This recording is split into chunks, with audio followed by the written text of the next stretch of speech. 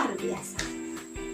Ibu rindu mendengar teriakan kalian waktu Ibu bertanya tentang kabar kalian. Tapi kita harus semangat memerangi corona. Semoga corona yang cepat berakhir dan kita bisa bertemu lagi di kelas kita tercinta, berkumpul, belajar bersama, bermain bersama. Sebelum kita belajar matematika, Ibu mau bertanya, pernah tidak kalian bermain engkel? Tapi yang di sini biasa kita sebut tuma. Pernah kan? Nah, sebelum kita bermain tuma, apa yang harus kita lakukan terlebih dahulu? Ya, berarti kita harus menggambar tuma itu sesuai dengan keinginan kita. Menggambar orang, tuma disko, salib, atau sebagainya. Banyak modelnya kan? Nah, untuk membentuk tuma kita harus menggambar apa? Kita harus menggambar garis. Nah, sekarang kita akan belajar mengenai garis. Materi pada saat ini tentang pengertian garis dan jenis-jenis garis. Jadi matematika bukan sekedar hal yang berhitung, tetapi juga ada garis di mana kita bisa menemukan garis dalam kehidupan kita. Baik garis yang membentuk pintu tempat kita, garis yang membatasi ladang satu orang yang lain dengan milik kita misalnya, atau garis membantu tukang untuk membuat sesuatu seperti pagar dan sebagainya. Jadi kita bisa menemukan garis dimanapun kita ada. Jadi jendela, jadi pintu, jadi ventilasi, atap rumah, dinding rumah, itu banyak sekali garis-garis yang kita bisa temukan sehari-hari. Kita akan belajar untuk di video kali ini mengenai pengertian garis dan jenis-jenis garis. Kalau yang ini apa? Disebut apa? Ini disebut titik. Titik jika Ibu gambar beraturan, apa yang terjadi? Dia hanya titik yang banyak, atau bisa disebut kumpulan titik. Nah, bagaimana jika Ibu gambar, Ibu tulis titiknya beraturan dan berkesinambungan? Maksudnya berkesinambungan adalah dia ditulis berdempetan, dia rapat, tidak memiliki jarak antara titik satu dengan titik yang lain.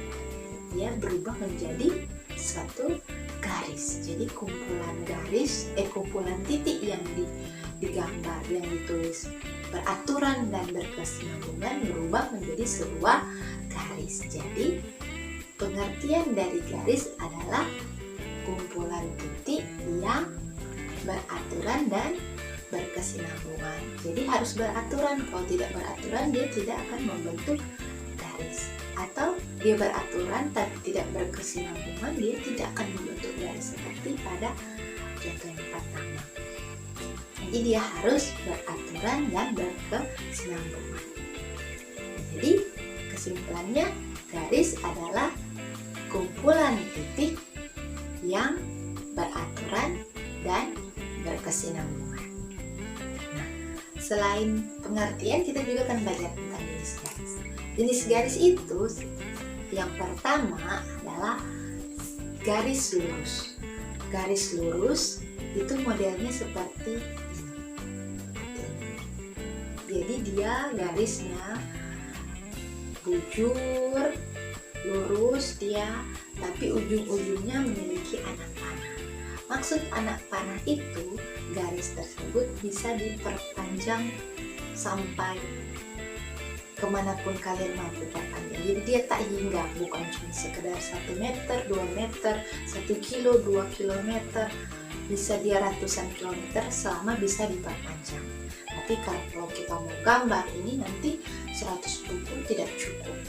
Jadi kita hanya memberi tanda anak panah, yang artinya baik sisi ujung yang satu yang dengan yang lain itu bisa diperpanjang sesuai dengan keinginan kita. Nah, itu disebut garis lurus. Nah, garis ini juga bisa kita beri nama. Misalnya kita beri nama A di ujung sebelahnya, yang B di ujung sebelahnya. Jadi sinar garis tersebut dikatakan sebagai garis lurus AB. Bisa juga ditulis dengan simbol seperti ini. Jadi AB atasnya ada gambar garis kecil yang kedua ujungnya memiliki anak panah. Jadi ketika kita lihat simbol ini, kita langsung mengartikan bahwa garis lurus AB, di mana kedua ujung-ujungnya memiliki anak panah yang bisa diperpanjang kemanapun kita mau. Dia tidak hingga. Jenis garis yang kedua yaitu sinar garis. Sinar garis berbeda dengan garis lurus karena di ujungnya yang satu itu titik, dari ujungnya yang satu itu anak panah. Sama seperti garis lurus, anak panah itu bisa diperpanjang kemanapun kita mau. Dia tidak hingga, tidak terbatas. Tapi berbedanya cuma satu sisi. Jadi sinar garis itu hanya satu ujung yang bisa diperpanjang. Yang ujung yang satu yang ada titik itu merupakan batas. Sinar garis pun bisa diberi nama, sama bisa diberi nama AB.